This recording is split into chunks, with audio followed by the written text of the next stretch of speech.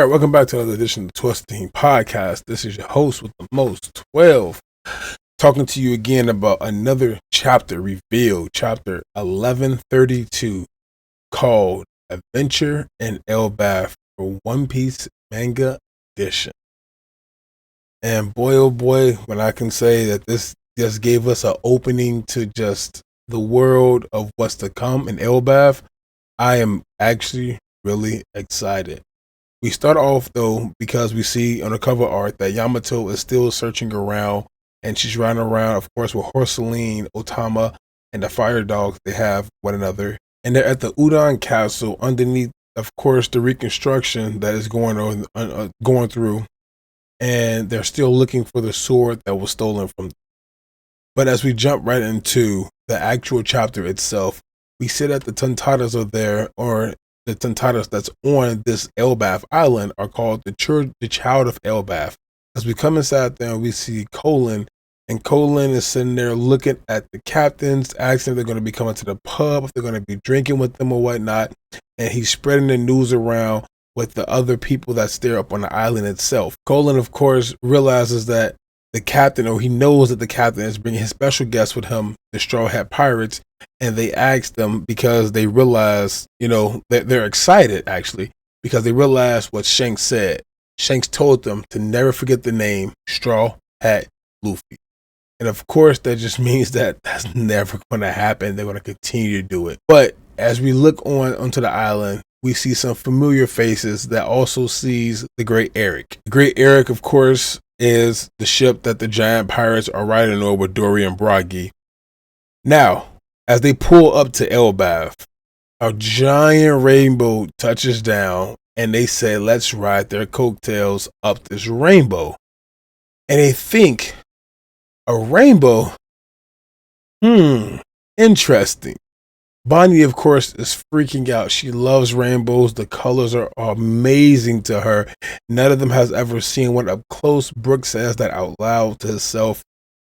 And of course, they look at each other, and as they're looking at one another, they simply say, what did Dory and Bragi just say? As Dory and Bragi just prompted that they're going to be going up vertically up this rainbow path. Everybody's in shock because nobody knows exactly what's going on here. Mind you, this is everybody who didn't make it to Skypiea when they shot up vertically inside that segment with it. So back on Skypiea, when they left Jaya, they went up vertically up there, which makes sense. It's the reason. It's a reason why the OG Straw Hat crew is not with them. Same way that they didn't see the exit on the mark, that they know, oh, that looks familiar. But that exit on the mark is definitely going to be a calling card from Vivi, because she's up there with Big News Morgan, and she's telling them that the exit on the mark, I need your help, Straw Hat Luffy. I need your help, Straw Hats in general. To go right back into it, we are sitting here flying up this entire rainbow now, and as they go up the rainbow, it's actually making sounds, and Bonnie points it out to Robin that she likes it because it makes the pretty sounds that she wants to see. Mind you, Bonnie is in her normal childlike form. It's okay. She's expressing herself, doing what she has to be doing, and it's wonderful. And Robin, looking like the mother, how fine she is sitting there just smiling away, looking as happy as ever, because she knows that sooner or later she'll be able to see her old longtime friend, Jaguar D. Saul. Now, as the ship is going along this, you hear Captains, Dory, Bragi. Is Straw Hat there? And they look out and see, oh, it's Herodin, the guy, of course, from the Coliseum back in Dressrosa that held up God Usopp, that also joined the Straw Hat Grand Fleet. So technically speaking, Dory and Bragi never joined it, but Herodin did join it. And he is a part of the Straw Hat Grand Fleet as the new giant pirates. But they simply look on and say that, oh no, they're not with them. They'll be joining a little bit later on. Let's hurry up and just keep going through. I'm sure we're going to catch up to them, because, of course, we know that the Straw Hats, they can party, and it's time for us to see what's going on. But as we get enough of the crew as they're coming up and going along this Rainbow Island land, we see flash over to the bridge, the rope bridge that's connecting the underworld to the sun world. As we look at the underworld that's connected to the sun world, we see, of course, the two pirates that are the two giant pirates that are moving along. One, of course, is a familiar face that we've seen when the Straw Hats took a hide inside of behind a tree as they walk past, and the other one's carrying Luffy, and the other one is carrying the actual ship itself, the Thousand Sunny. So we have Goldberg, and and as they look around, of course, Jared says he asks Luffy a simple question: "What brought you up here again?" And of course, what's going on? How did you even get here?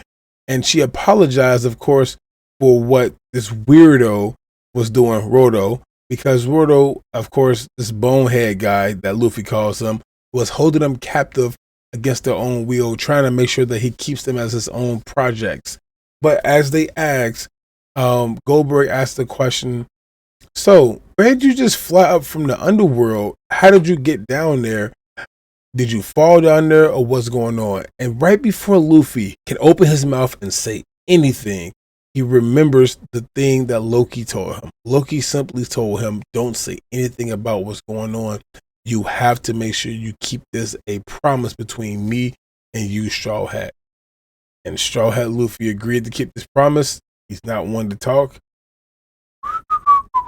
but he is one to have a terrible poker face. As he does not say anything, he just simply states that it's so cold out here. Why are you guys sweating so much? And that's because Elbaph is in different stages. And as they go to explain what's going on, you hear, give back my live dolls. And of course, it's Rodo running after them. And Nami and Chopper look back and they are scared out of their minds because this freak is coming back towards them. And as Nami and Chopper are sitting there, they're just bait. Because as Rhodey gets closer and closer and closer, Sanji and Zoro cook up a devious plan to cut down this giant tree, kick it over as soon as he gets inside range, and have Rodo run directly into the tree. And as he gets caught under that tree, simply put, that the giants have finally caught up. Luffy is there, of course. He's brought in with the Sunny. We have Gerald and we have Goldberg that's there as well. And they're simply just going through and looking at this idiot Rodo and tells him, you freak, as they both wind up their attacks, one with the axe, one with the mace, and hits him right inside his behind, sending him flying through the tree, of course, and finishing off because, you know, it's One Piece, so we got to have some comedy behind. Speaking of that, Sanji seems to have found himself a whole new giant babe, and he looks over and just says, wow, you are gorgeous, and his eyes starts popping out of his head like he always does. And Gerald, of course, introduces herself and introduces Goldberg, and of course they see the Sunny is there now, and Luffy has finally caught up to them, meaning only one thing: it's time for them to go finally explore the island that they've been waiting to get to since Little Garden. They're finally here on Elbaph Island, and Luffy and the Soga King, Luffy and Usopp are extremely excited about this because it's the opportunity of a lifetime that they've been waiting for so long, and it's finally here inside their hands. And as this time finally starts moving inside the right direction, we see that the giant pirates are up on their ship still heading right over the passageway, and they can see the village actually from where they're standing at. As they all look on in awe and look at the village, such beautiful, beautiful sight and scenery, they get welcomed to Elbaph. And as they get welcomed to Elbaph, we know that Usopp starts crying because Usopp and Luffy, they had their dream. Someday they swore that they're going to go to Elbaph, the village of warriors. And as Luffy said this to Usopp, Usopp remembered the promise that they had as well. And they looked at one another, seeing their entire crew there finally. Frankie, Robin, Chopper, Zoro, Jinbei, Nami, Brook, Lilith, Sanji, Bonnie, the whole crew was finally here. on Elbaph as they come over a giant rainbow. And as they come over this rainbow, they are Usopp, Luffy, and Chopper didn't see it, but they look on in awe. You know, they love when they see stuff like this because they look at it and say simply, wow, that's a giant rainbow. You guys are actually riding it. And they get super jealous. We know how they are. But as they sit there and they're trying to settle in now, we see that the animals, the environment, everything that they have there on Elbaph Island looks extremely peaceful until you hear, do not overstay your welcome here. Of course, the chapter goes out. I wonder who actually said that, and I wonder if Luffy actually freed Loki from down below up on the hell's entrance. Because if Luffy freed Loki, it's going to be some hell to pay. I don't believe he did do that though, because it's not they had a huge connection, but he did keep that promise to him. Don't tell nobody that you came down here and met me. So I'm actually really excited to see what happens here. We are finally in Elbaph 100%, and the gang is all together now. All of their Straw Hats plus Bonnie and Lilith are all together on Elbaph. It's time for them to start their adventure. Super excited about this one. I still fuck with very heavily the outfits that the Straw Hats now have. Their Elbaph outfits definitely rocking out, looking good. But I wonder, really do wonder, what is happening with these, not just the 3 layers that we have right here, because of course Elbaph is on a giant tree, which is the reason why we had to take the rainbow in the first place to get to the top. Elbaph is at the top of the giant tree. Mind you, Luffy was down below. So 3rd level at the very top, down below is the hills, and then we have a middle area, which of course is where the squad landed at. The crew came in through. Super excited about this chapter. Not this chapter, but about this saga that we're finna enter right now. I do love, and I hope you guys are as well, because it's really time to see what the Straw Hats are made up and what this legendary island has in store for us. When it comes down to the Straw Hats and them having fun and adventure, trust me, they're going to have a party of their lifetime, but something has to happen. We all know Shanks has already left, so Shanks cannot be somebody who comes up out of nowhere. I do think Loki might be somebody who we might have to watch out for, but we'll see that once it gets there.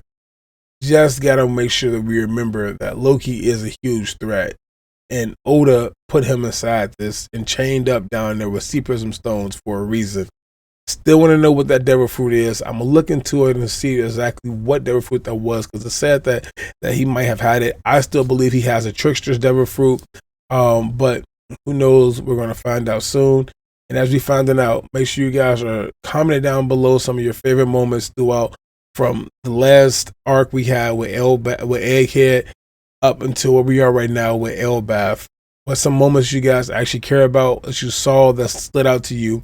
And please make sure you guys smash that like button, hit that subscribe button, turn the notification bell on so you never miss anything with 1216 Podcast, whether myself or 16 is uploading anything, our shorts, our videos, whatever it is that we're doing with it. Please make sure you guys are in the loop with everything that we're doing. And this is 12 officially signing off from chapter 1132 of Elbaph.